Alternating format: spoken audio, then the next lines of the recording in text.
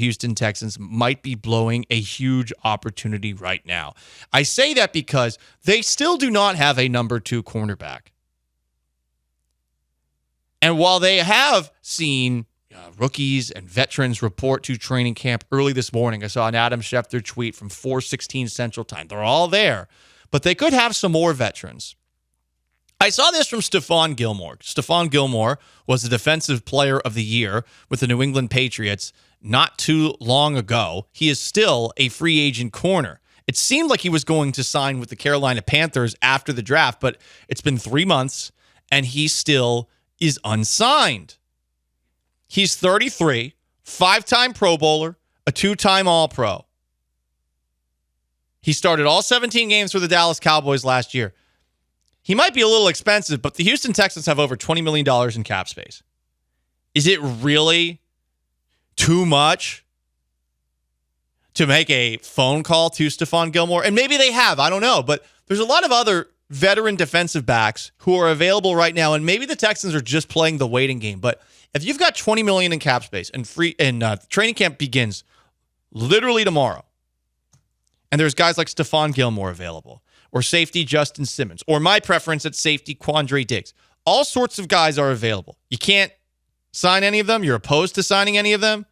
Maybe those guys have a high asking prices or something, but I think that if you're the Texans and you're not making a phone call about some of these guys, you're not doing yourself any good. You're tying your hand behind your back and hoping that one of these young defensive backs is going to step up and be really good at that number 2 corner spot or at safety. But you are making a lot of assumptions that your coaching is going to get the most out of all these players. And while, yeah, you got some promising returns on your draft picks last year, are you going to get that from Kamari Lassiter right away? Is Jeffrey Okudah all of a sudden going to be good? Is CJ Henderson all of a sudden going to be good? I don't even know who's playing safety because Jimmy Ward gets hurt so often. And Jalen Petrie, let's be honest, he was a missed tackle machine last year after a really good rookie year. So there's a lot of questions in the Texans secondary, and they could answer a lot of those questions, I think, right now with some of the options who are still hanging around waiting to be signed in free agency. We're excited for the start of the Houston Texans season, right? Yeah. But we want to get more excited because there are no zaggers out there. There are no naysayers letting it be known that the Texans are going to struggle this coming year. Nope, it ain't there. So let's hear some more praise before this thing kicks off officially tomorrow. Give me a deep steel blue pill, Austin. Little blue pills can take 30 minutes to get you ready for excitement. So that's why we're giving you a big, deep steel blue pill. You take the blue pill. Believe whatever you want to believe. Get it up for the Texans and take this deep steel blue pill. And by the way, she'll like it too. Texans Swarm! Hell yeah, Austin's in. Everybody's in. Undefeated, 17-0, Super Bowl? Let's go, baby. Chase Daniel, you might remember him. He was a journeyman quarterback for a really long time. Well, now he's actually an NFL analyst. He's gone and done his own thing on the YouTube side of things, analyzing film of quarterbacks. He was on with Diana Rossini of The Athletic. And he said that after a conversation he had with Texans backup quarterback Case Keenum, he thinks it's possible, just like Case Keenum does, that Stroud could eventually be this. Case and I go way back. The very first question, we both get off our cars, hey, what's up, bro?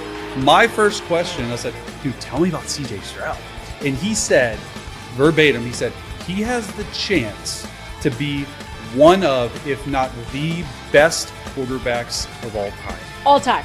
Yeah, all time. And I said, look, I'm not crowning the guy. Yeah. But, like, I can see what he meant. And Case is a very straight shooter. He's played for a lot of different teams. But when he said that, my eyes, like, sort of lit up. I sort of got goosebumps because I'm like, I love watching film. I love breaking down quarterbacks. And I can see what he meant. If CJ Stroud can take that next step this coming year, like, they're gonna be tough to beat. Yeah. They're going to be tough to beat, sure. But in the middle of that, did you hear what Case Keenum said about CJ Stroud? And that Chase Daniels essentially co-signing the same thing about CJ Stroud. He could be one of, if not the best ever. In a league where Patrick Mahomes is playing? In a league where Tom Brady once played? Joe Montana? Yeah, you heard right.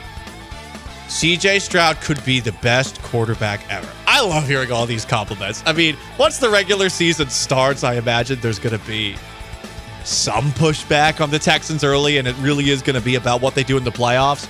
And then if they lose in the playoffs, we're going to be all hating on the Texans and calling them frauds going into the next year, sort of the way that we're doing with the Baltimore Ravens and Lamar Jackson, even though they did make it to the AFC Championship game. Defense looked good, though. Offense, yikes. Rough game for Lamar Jackson in the AFC Championship. He's not the only one, Chase Daniel, giving the Houston Texans more and more praise. Louis Riddick, on a recent episode of NFL Live, had this to say about the Texans' defense. This is a team that gets inside the top 5, top 3 in points per game allowed. They'll win the South going away, and they'll be in the AFC title game. That you can just go ahead and book that. If they can get inside the top 5 and start shutting people down like that with how much you expect them to improve their explosiveness on offense, which is already good, this is a team that is legitimately worth the hype. A team that's legitimately worth the hype. And if they're top of the NFL in major defensive categories, lock AFC Championship. So Chase Daniel thinks Stroud could be the best ever. And Louis Riddick thinks that if the Texans defensively are at the top of the league, lock AFC Championship game. There's got to be some Texans fans out there. There's got to be some that aren't sipping all this Kool-Aid that are like, oh my God, please stop.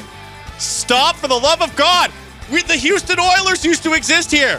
Okay? Yes, totally different franchise. This franchise has a lot more money than the Oilers. This franchise has a lot less arrested players than the Oilers turned Titans. Although I guess all the arrests that we've seen that the Texans last in the NFL in arrests since 2000. The Titans, okay, they're up towards the top, but that's neither here nor there.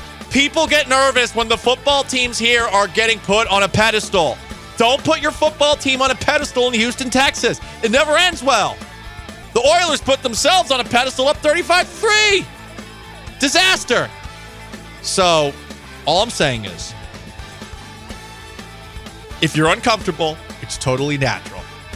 I'm there with you. This is too much even for me. I will give you all the highlights that we get from national media types talking up the Texans when we get them. That's what these deep steel blue pills are for. But at this point, I mean, we're addicted to that deep steel blue pill. What's going to happen when the battle red pills start coming? To red pill us into realizing, oh, wait, they're not going to go 17-0? Huh. I don't know. Now's the time to live a little. It is the time to live a little. You're right, Austin. We have no stakes here. There's nothing to be concerned about. It's spring break.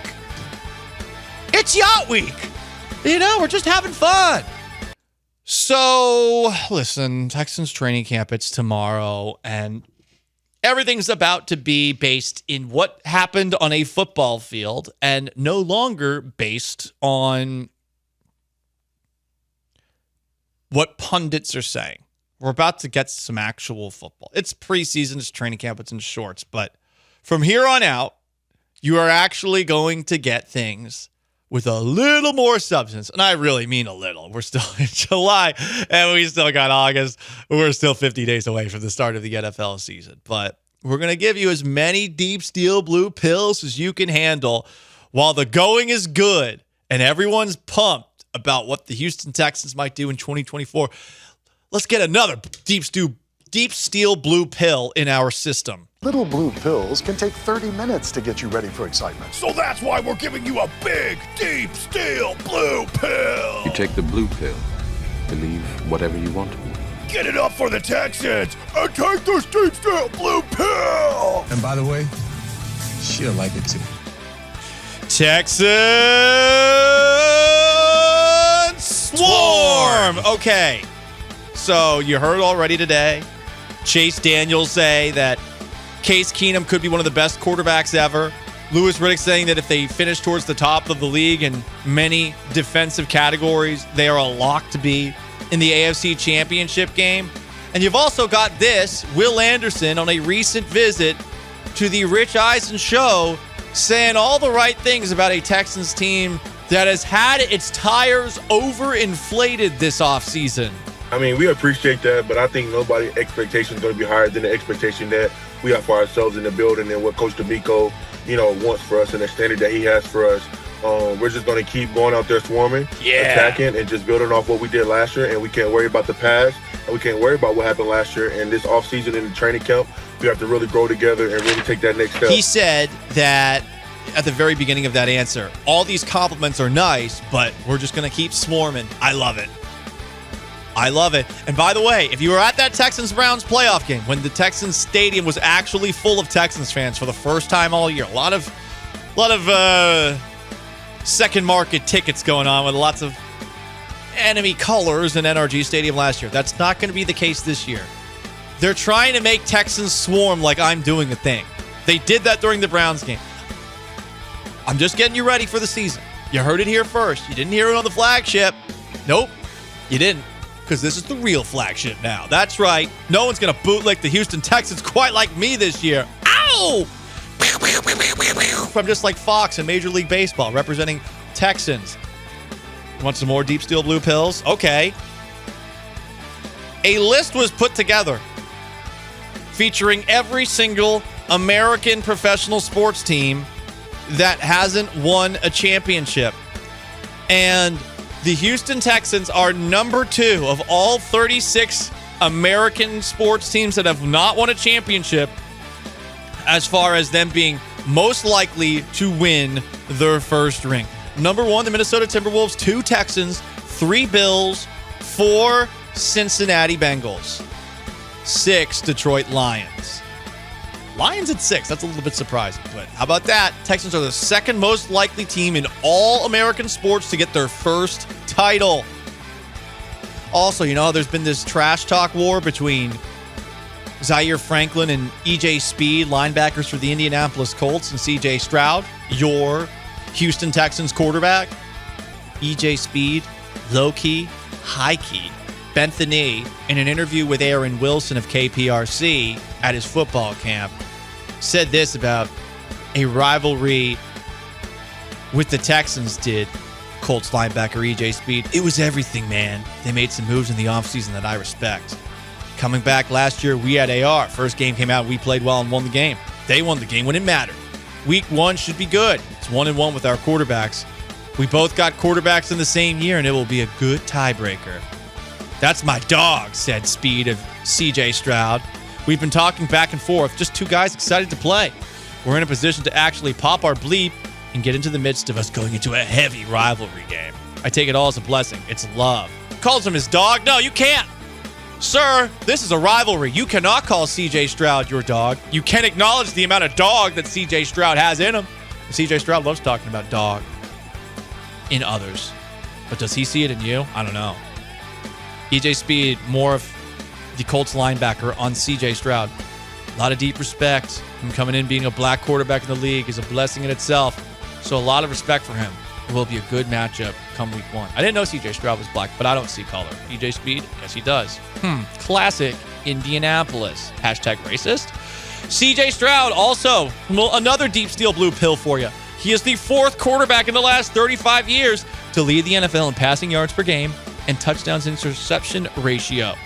You know who else did it? Peyton Manning, Tom Brady, and John Elway. C.J. Stroud did it year 1. None of those 3 did it until year 7. Yeah. Greatest quarterback of all time, like Chase Daniels said. Possibility. Stephon Diggs. He's the 9th best wide receiver in football, per a list put together by, I don't know, ESPN. My bad. It's the execs, coaches, and scouts poll done by ESPN. Nico Collins, honorable mention. And per Pro Football Focus, the Houston Texans have the best quarterback and the best receiving core in the AFC South. All right, if you're not sufficiently Deep Steel Blue pilled for training camp kicking off tomorrow, I don't know what to tell you. This is your last chance to jump on the bandwagon. Once they're in shorts, once they're in cleats, once that deep steel blue helmet's back on, you can't do it. All aboard.